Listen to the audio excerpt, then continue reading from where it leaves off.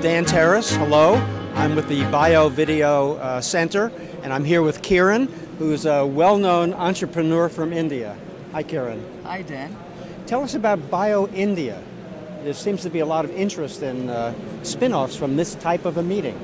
Well, you know, this is the third edition of Bio India, and you can see that it's gaining a lot of momentum and a lot of visibility, because I think the India biotech story is unfolding very rapidly, and we are getting to see very interesting companies sprouting in India in the biotech space across very diverse sectors in biotechnology, you know, ranging from biopharmaceuticals to biofuels to enzyme companies to agri-biotech companies. So it's a very, very exciting time for India. Actually, you know, the biotech sector in India has been growing over the last decade, and it is now beginning to reach critical mass. You know, many companies are scaling up.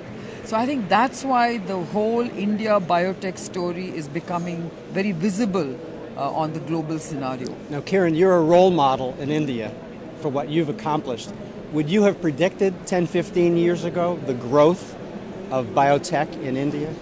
I think, to be very fair, I think we did expect this to happen, because I think 10 years ago we basically had a pretty clear roadmap.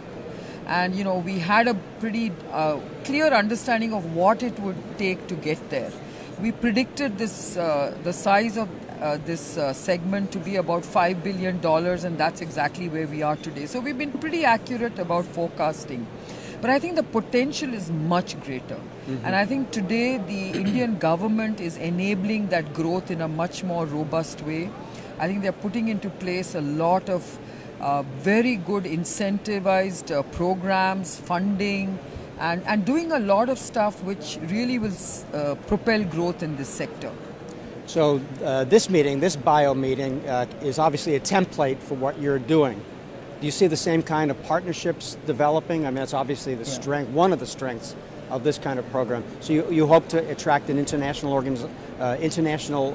people coming to this? I think the very purpose of Bio India is to provide an international platform and for partnering discussions. And I think it has been very successfully achieving that over the last two editions. This year should be much bigger, and there should be far greater interest in what's happening in India, because 2 years ago it was in its nascency. I think today you're seeing a lot more happening in India. There's a lot more interest in India.